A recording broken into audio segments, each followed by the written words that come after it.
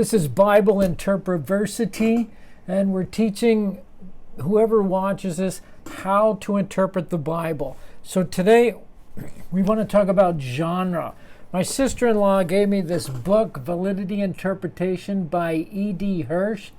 It's a really good book, but it's pretty heavy reading.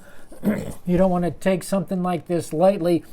But one of the things that Hirsch says is that a very important part of interpreting Scripture correctly is by identifying the genre that the author is writing in. Now, genre is a convention, sort of a pattern that an author uses that gives us a sense of what he's trying to accomplish, what style he's writing in. It gives us a sense of what his whole picture is, as well as a structure, the skeleton within which his meaning is found. See, what Hirsch says is that valid interpretation is always governed by a valid inference about genre. In other words, we have to know the genre to be able to interpret properly. All valid interpretation is based on a recognition of what the author meant and what he was trying to do.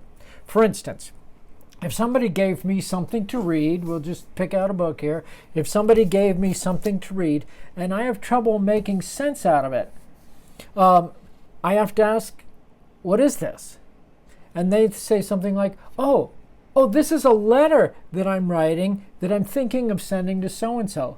Oh, okay. It helps me to know that.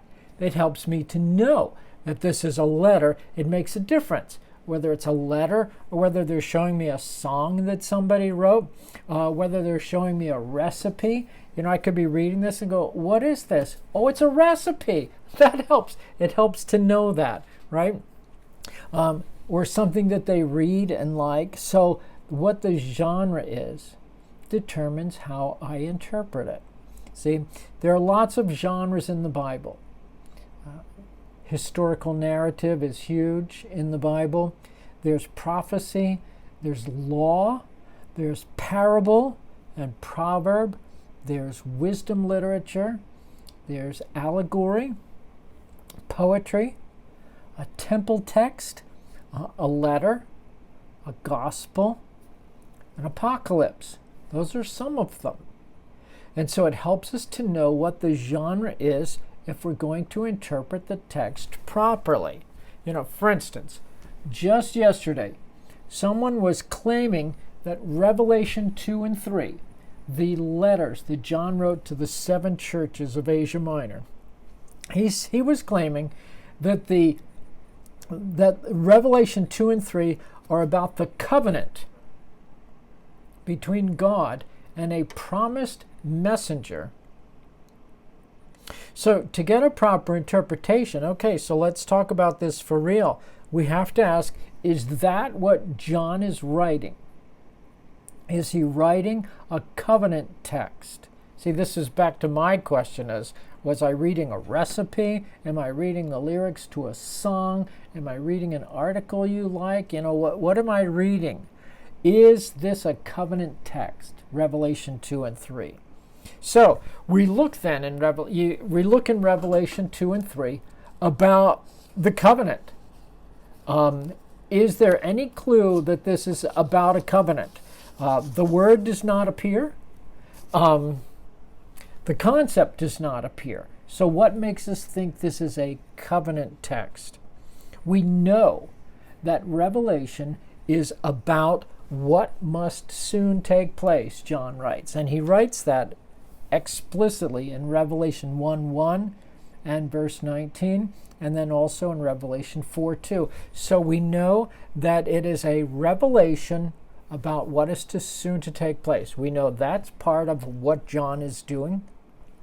We know that chapters 2 and 3, that John is writing a letter to these 7 churches. That's explicit in Revelation 1:4, verse 11, verse 20.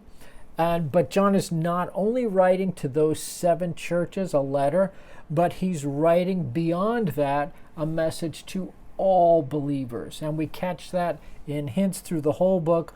For instance, chapter 5, verse 9, where he says, people from every tongue and every nation and every language and every ethnicity.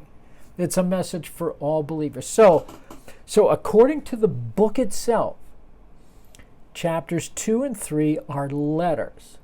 Now, you may wonder, how does that govern how we interpret them?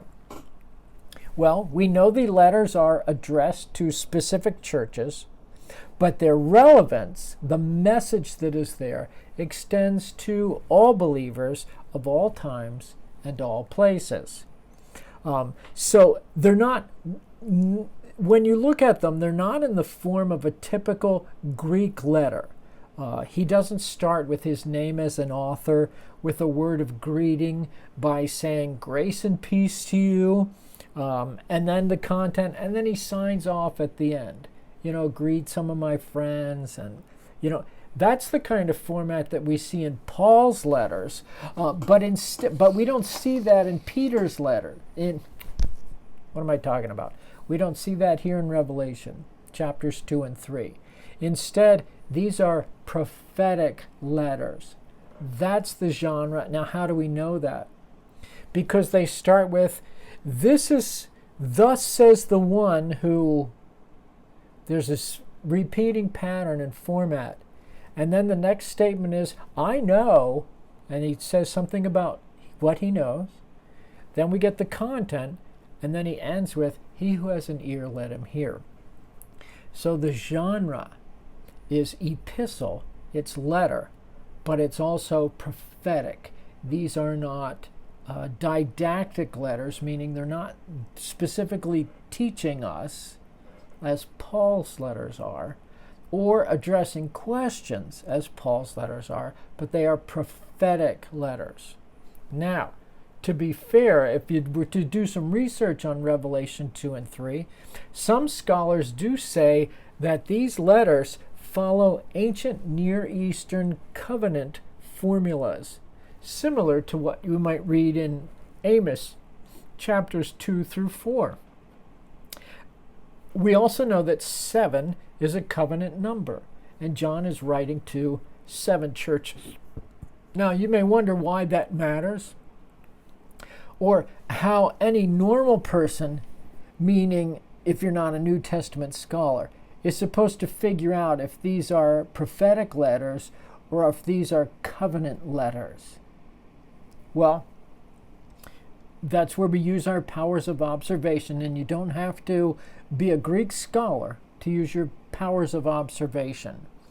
Each of the letters follows the same form, and it follows a form very similar to imperial edicts back in the Roman Empire. So these are the things that we can know, and these are the things that help us interpret it. We do it by reading carefully, by being good observers, and by being students of the Word. So here's what we know about the genre of Revelation 2 and 3.